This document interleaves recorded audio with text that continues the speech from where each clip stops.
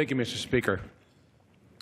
Last week's shooting in Alexandria left our friend and colleague, Mr. Scalise, badly wounded. Two brave U.S. Capitol Police officers and a young congressional staffer were also injured. We continue to pray for their quick and their full recovery. We know that other members, other staff members, their friends, their families have been affected by this too.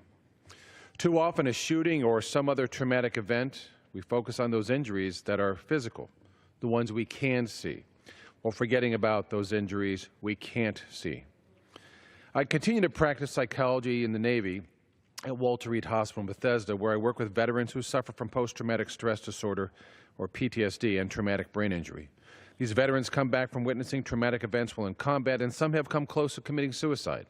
These brave men and women fight every day against the horrific images that replay in their minds. The wound is invisible. The damage often is long-term. But since last week, I've thought about other groups who witness trauma in their homes and in their neighborhoods. These are the forgotten ones. Young kids in Chicago who have become desensitized to the sound of a gunshot or the sound of police sirens throughout the night. Victims of sexual assault on college campuses and elsewhere. Children who witness domestic abuse. And youth in foster care. Most youth in foster care have traumatic family histories and life experiences, including the removal from the birth family, resulting in an increased risk for mental health disorders. A recent study published in Pediatrics found that children placed in foster care were 3 to 5 times more likely to suffer mental health problems such as depression, attention deficit disorder, than children who were never in foster care. Another study revealed that PTSD was diagnosed 60% of the time of sexually abused children and 42% of the physically abused children. A staggering 18% of foster children have never might not have been the primary victim of abuse, yet still suffer from PTSD, probably because they witness it in domestic or community violence.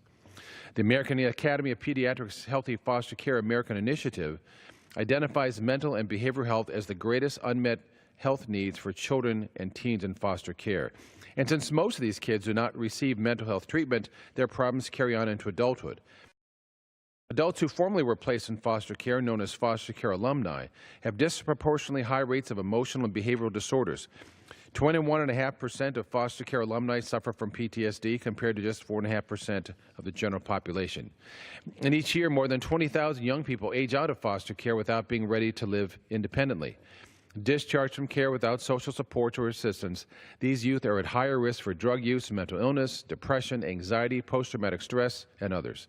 And too often they experience higher rates of unemployment, homelessness, and dependence on public assistance programs.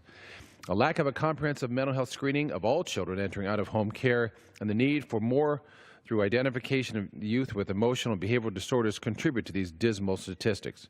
As well, insufficient youth access to high-quality mental health services, which highlights our nation's shortage of providers, that half the counties in America have no psychologists, no psychiatrists, no clinical social workers, or workers who are licensed with substance abuse providers.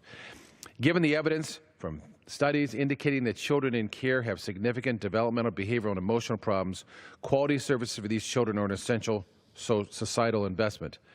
Mr. Speaker, I'm proud that the House yesterday took up legislation to address this important issue. H.R. 2847, the Improving Services for Older Youth and Foster Care Act, expands and improves the John Chaffee Independence Program, which helps current and former foster care youth achieve self-sufficiency. Specifically, the bill will widen the age range of foster youth who can receive assistance under the program. I'm proud to support this bill and will continue to shed light on those who suffer from trauma who, as a consequence, suffer from either PTSD, depression, or other emotional sequelae. These bills we voted on will continue to give our foster children both help and hope. I yield back.